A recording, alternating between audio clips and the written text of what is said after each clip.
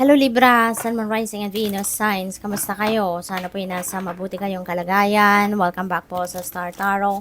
Kung bago kayo rito, welcome din kayo. Thank you for your support. I truly appreciate it. God bless you all. Una mensahe ninyo, we have Page of Swords. Ayan, so may chismis. Nako, Libra. Siguro meron ditong mga tao sa paligid ninyo na maghahatid sa inyo ng chika.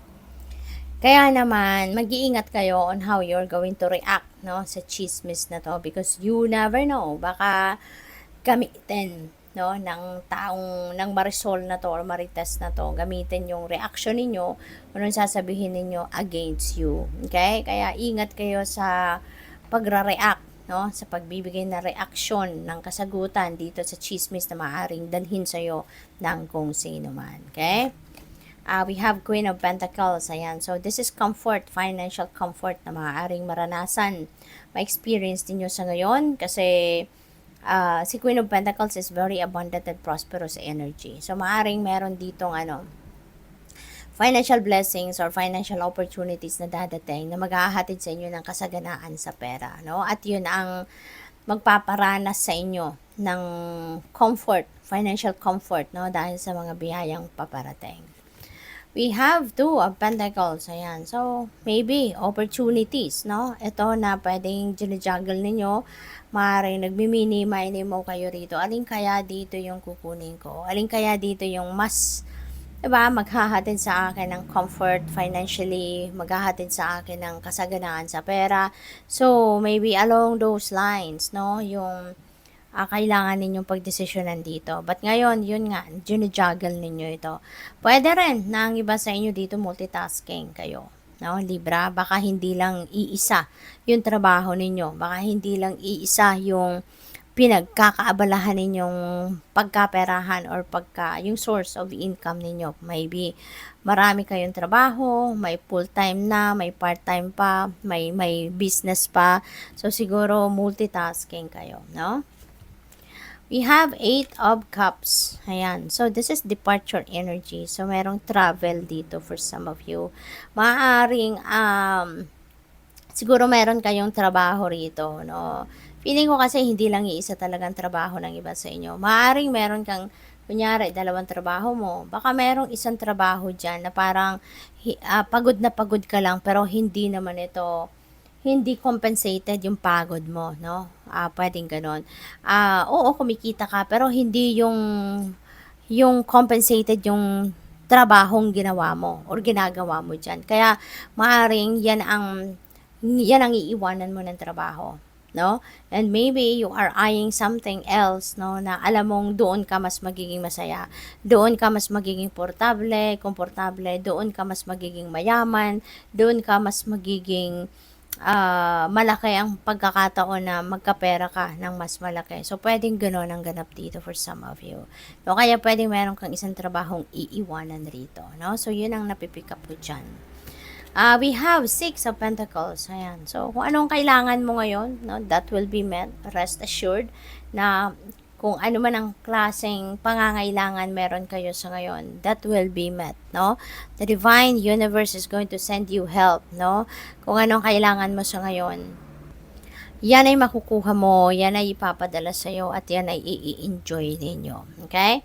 So, what else? May windfall of money dito, no? Sa 6 of Pentacles. Kaya, pwede rin, no, na siguro mayroon ding maraming umaasa sa inyo pagdating sa pera, no? So, pwedeng ganon. 3 of Swords. May heartache, no? Na nararamdaman ang iba sa inyo rito, no? Maaaring, maaring related ito sa relationships, no? In the past. Pwede rin na yung heartache na to, dulot ito ng chismis na to. Yung kung ano man ang dadating sa inyong chismis dito could be something na magdudulot ng sama ng loob sa'yo, magdudulot ng heartache sa'yo, no? Kasi, pwedeng yung chismis na yan, kasi yung chismis minsan, 'di ba?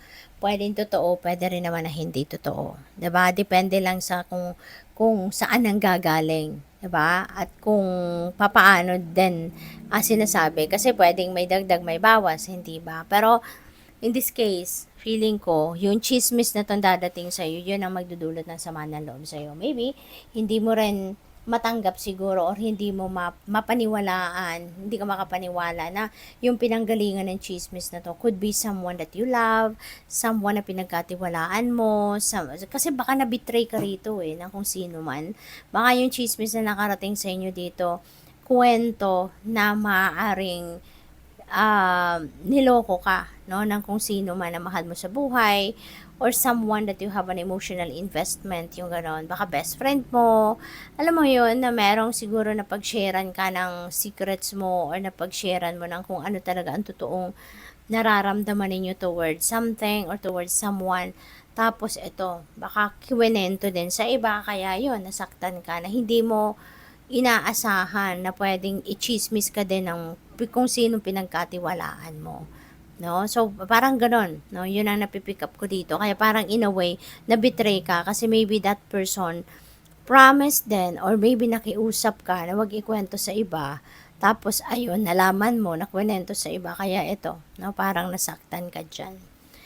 We have 6 of Cups. Ayan. So, 6 of Cups is, siguro meron ditong support na kailangan ang pamilya mo, no? Or kaibigan mo, no? Kung sino mahal mo sa buhay, maybe they are seeking for your help, no? Depende sa inyong sitwasyon, baka pwedeng tulong na pera, pwedeng tulong na opinion, no? Or tulong na alam mo yun, yung presensya mo lang, malaking tulong na sa kanila na nandiyan ka. Nagpapalakas na sa kanila ng loob. Yung gano'n, na nakikita nila nandiyan ka sa kanila, na nandiyan ka, kasama mo sila. Yung gano'n ba? So, yun ang napipick up ko dito. Kaya, you may need to see your family, no? Baka isang tawag lang, no, Libra. Kamustahin mo lang sila just for you to know how they are, no? Kasi para baka nasa malayong lugar ka, you know, at baka naiwan mo yung pamilya mo. So kumustahin mo lang sila. Yun ang napipick up ko dyan, okay? 7 of Cups. Ayan, this is choices, no? Mayroon ditong mga important choices na kailangan kayong gawin na that could be related to family.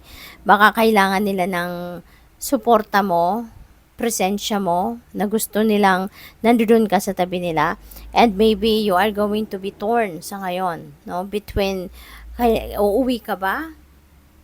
Pero paano ang trabaho mo? 'Di ba?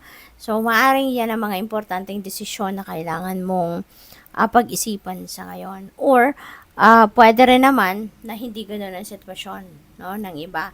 Pwede rin naman na yung choices na to could be opportunities, no? Baka meron mga opportunities dito na pwedeng related sa trabaho, career, or negosyo, 'di ba? Maaring ganoon din ang pwedeng sitwasyon ninyo na kailangan pagpilian, na kailangan pag-isipan ninyong mabuti kung alin dito yung para sa'yo or kung ano yung magiging best para sa'yo. Okay? So, maaring yun ang pagdedesisyonan din ng iba sa inyo. Good luck. Thank you for watching. Love and light. Namaste.